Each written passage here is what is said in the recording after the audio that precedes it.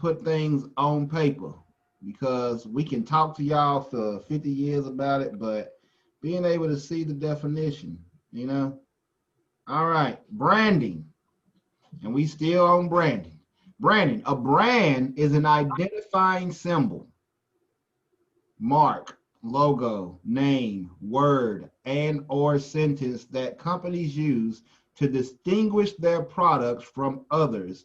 A combination of one or more of these elements can be utilized to create a brand identity.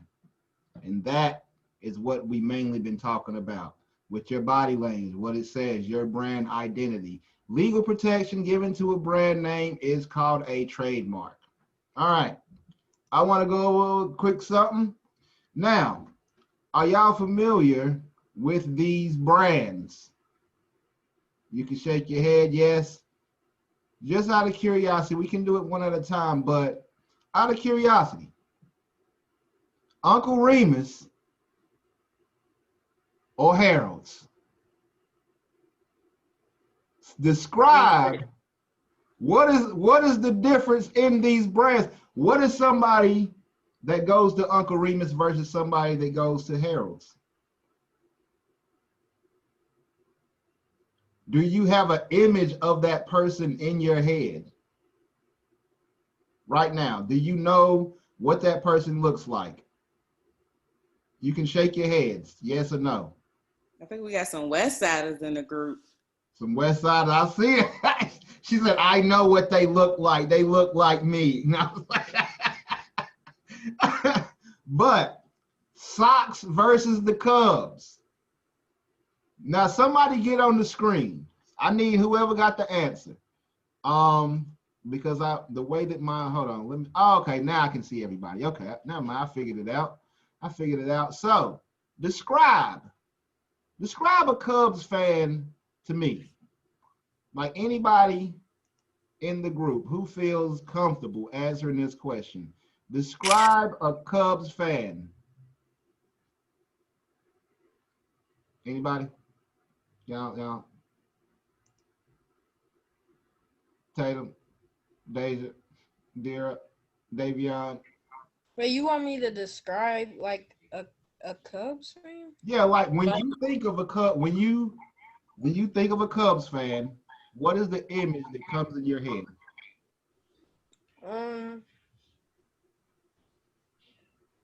That they're just excited to see like who they're cheering for. I don't know. No, like what do you picture them from a particular area? What does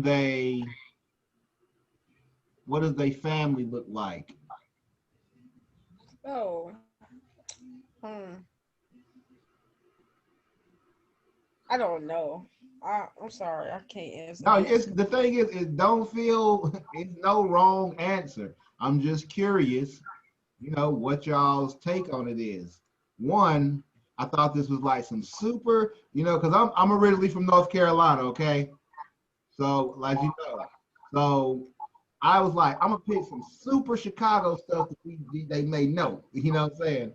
Because in my experience, a White Sox fan lives on the South Side or, Southwest Side.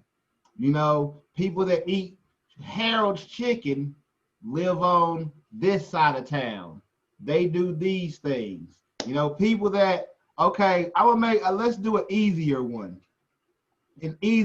for you. So Chance the Rapper, I think that's G Herbo. Hold on. Describe a Chance the Rapper fan. Can you describe somebody when you think of someone that is, and I'm not talking about somebody that just likes his music. I'm talking about the people that will argue you down that Chance is the best of the best and the #1 rapper of all time. Or he's the most creative person that ever touched the microphone, the most innovative. Like people that feel that way. Like what is that person? Describe a Chance fan. So they just said Chance The rapper friends are older. Okay. Oh, I can't see the chat. Sorry. That's the problem. Yeah, I can't see the chat. So I don't know. Let me see if I can And Tati said that Chance fans are always hype. always hype. All right. So describe a G Herbo fan? Like what's a G Herbo fan? And just in relation really Concrete. quick to Vanya, she said they like a poetic style of rapping and like a storytelling in their songs Okay. when it comes to Chance. Okay. If I'm not mistaken. So what do you guys think about a G Herbo fan? I was about to say they're like more my age group most of the time, I think. You were breaking up a little bit, Deja. You said it was more what? More my age group. A Okay. younger age group. Okay. So that's obviously different, and I two completely different groups of people, right? And the reason that I did this was because, one, your brand, people, how basically your brand identity is how your fans are going to identify with you.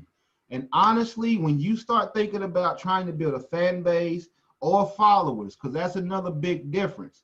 All followers are not fans. All fans don't want to follow you. All your fans might not have social media, but that's one thing that a big misconception. Everybody that follow you on Instagram are not following you because they like you. Some people are following you because they trying to be nosy. Some people are following you because they don't like you. Some people are following you because they just happen to see something, one of your videos, and they follow, and they're like, how did I even, they look later, they're like, how do I even know this person? That's how it happens. But all followers are not fans. And like super fans, like knowing your brand and being able to build your brand and your brand identity, kind of like Lauryn Hill, or I would say Rihanna versus Beyonce. Now, you have two of very similar art to me. I'm Team Rihanna first before I say anything else, just so y'all know. But I love Beyonce too. But those are two completely different fan bases, like people that are in the beehive. Like I'm talking about the beehive. I'm not talking about people that just like it. I'm talking about the core niche audience that is going to argue and fight people almost in the streets because they said something disrespectful about Deja's song. You know what I'm saying? Like they said something disrespectful about Tati's song. So no, hey, I need all my people to go on and tag them in this and go to this person's page and tell them. The fans that will do that, that's what building your brand identity is going to be able to get for you. And the reason I pull these up is because a lot of times if you can look at a thing like Coca-Cola versus Pepsi, or I'll use a better example, Uber versus Lyft. I'll use that because that's one in my mind. In my mind, I thought Lyft was bougie. I don't know why, maybe because they charge more. And to me, Uber was more like Uber was Walmart and Lyft is Target. You know what I'm saying? And that's the difference. Like Walmart, you know what I'm saying? Uber is Walmart, Lyft is Target. It's a big difference. When you think about somebody that shops at Walmart, I shop at Walmart. But we talking about when you stereotyping, which is what we do. You got to understand we are in the media business. You are in the industry if you're trying to do this. And bottom line, you have to stereotype. You have to know what race your people are. You have to know what age they are. You have to know what they eat. You have to know what God they pray to. All that stuff. You have to know that. And I tell you when I first moved to Chicago, I used to work at the Judge Mathis show. I worked there for 8 years. And when I first got that job, they used to say, like, so basically you had to book certain number of cases, which is the cases that you see on the show. That's what I did. I was the one that called people and say, hey, you want to be on the Judge Mathis show? Boom, boom, boom. Let's put it together. Boom, boom. Book the flights, make it happen. So, but our bosses would always come at us and they would give you a certain number of cases. It would be a certain number of black cases and a certain number of white cases, because they had to do that because they are not a black show, even though people see it as a black show. But their brand is not a black show. They are everybody's show. And we know, working there, we knew black people want to be on Judge Mathis. Everybody loves Judge Mathis. He they homeboy. You know what I'm saying? Like some of y'all parents or grandparents probably watch Judge Mathis today. You know what I'm saying? Like, but he they homeboy. But from the company standpoint, we're everybody's show. So we have to make sure that we cover this part of our audience and demographic. So we need people that look like that part of our audience to be on the show. So that way they can look at this and relate and say, I see myself in that person. That's what building your brand is. It's becoming friends with a million people, or people feeling like, you have it's everybody got that one celebrity that you feel, you don't know why, but it's just something about you relate to their story so much that, like, when stuff happened to them in their personal life, you be genuinely upset about it. You know what I'm saying? It's be like, oh my God, I can't believe this happened to Nas, or I can't believe this happened to Queen. Her baby daddy just came out and said that he got a kid or whatever. That's the stuff that my girl be watching. Queen, she the girl that made it off YouTube and all that kind of stuff. I don't know, but basically people that really care. You are building a million best friends, or people that feel like they are your best friend because of they identify with your story, your brand identity, your brand story. And it's really, we say all this and we make it such a big deal, but at the end of the day, like Merck said, it's you. It is you. I am my brand. Like what I like to do, the things that I promote when I'm on my page, I promote that I use black soap, that I use, natural deodorants, that I use, I use tea tree and charcoal toothpaste, that I drink and I take my black seed oil and I do my smoothies, and I take my, and I eat right. I make sure I get all my greens, and I ain't trying to, promote eat your greens, but that ain't got nothing to do with music. That ain't got nothing to do with me picking up a microphone, rapping on a beat. I show me working out. I show my personality, like funny side, you know what I'm saying? Like a little bit of that funny side of my personality. That ain't got nothing to do. I might post a video of me cracking a joke on somebody or something. Nothing to do with music. Not one single thing to do with music, but it is all part of my brand and my identity, who I am. Now, it's just really about, how they say, don't let everybody in your business. It's building your brand is about how much of your business you want to let people in.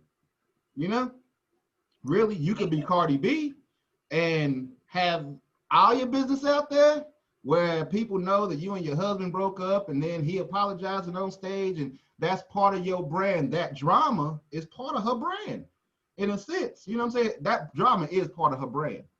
Or you can be, well, I ain't gonna say Alicia Keys because people know her business too.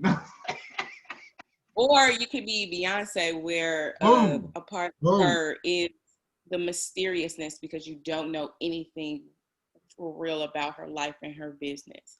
I also want to clarify that knowing your target audience and knowing how your brand relates to your fans is not stereotyping. That's two different things. But it is very important for you to know if your brand is multicultural or cultural specific. So multicultural is, like he said, the Judge Mathis show, where everybody watches the show. There's not one specific culture that watches the show. Exactly. But there are some brands that are cultural specific. So a brand that is cultural specific is like the Muslim Coalition. Word. The Muslim Coalition is specifically for Muslims. They are there to support one specific culture. And that's what you, as you build your brand and as you begin to tell your story, a part of building your brand is deciding, like, do I want everybody to enjoy my artistry? Or do I want to be for a specific culture, a certain type of person to enjoy my music? And I think I said that because that's how it, and I guess I'm speaking on, one, transferring that idea that you really have to look at the real, like the very micro data type of deal. It made me uncomfortable at first to even break down my fan base in any faction, any type of way. It's like, man, people that just love it, they just love it, man. Let them love the music, man. You know what I'm saying? But all right, so basically, you either gonna be potato salad with raisins or not. Y'all know each, and I put this up, but the thing is, each of these, they are not companies at all.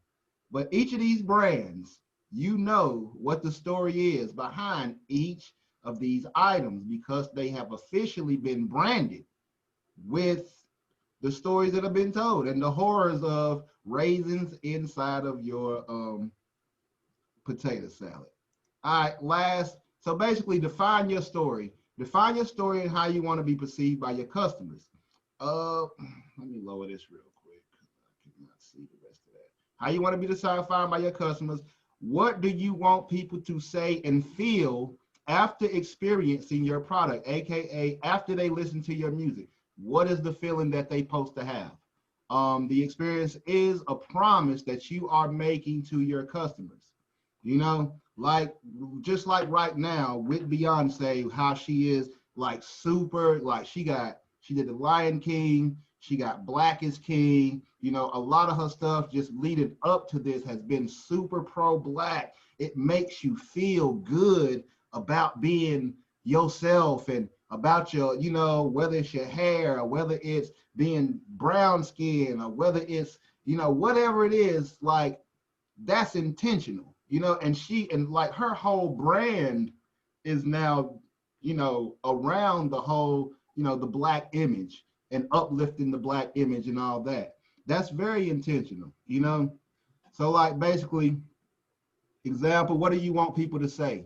Do you want to say, wow, this artist is a breath of fresh air? I don't care what do you want them to care what you saying? Like, I just love the vibe. I just love the feeling. It ain't even about I got the best. I'm the most lyrical person. This music puts me in the mood to go conquer my dreams. Do you want to make people go out and do something? Is your music a call to action for people's life? So once you make that promise, you got to keep that promise to your customers. Like you can't break, you got to keep that promise. So keeping your promise allows customers to relate to your brand on a personal level. They will grow to trust you and return for that experience that you provide. The best way to find your brand is to figure out what is unique about you, since you are your brand as the artist. Good branding gives people a sense of belonging because we all have those secret feelings of not fitting in. Being a customer of a brand makes you a part of a club. You even have a rival brand. You even have rival brands like Coke and Pepsi. Those that share Coke memorabilia share a special bond based solely on their love for this brand. Like it's people that will collect, like me. I got Nas record. I got Nas, all kinds of stuff. I'm a Nas fan. You know what I'm saying? So that's the thing, like, and building your brand, like, and it'll be a way where you can access, basically, you can build a relationship with people that want to spend money with you. And not because they don't even feel like you asking them to. It's like, I rock with this vibe. I want you to be my best friend. You like, I have my friend Franny. She literally calls Beyonce and Jay-Z her best friends. Like, and she means it when she says it. You know what I'm saying? Like, that's how connected she feels to this brand. Because they are everything, you know, the strong black couple with all that. Boom, boom, boom. Define your story. Okay. Once you define your story, you tell your story, just be consistent. Be consistent. Once you figure out your story and make your promise to your customers, you have to remain consistent with your branding. It's Hefty came out with bottled water made with recycled bags. That would not be a good look.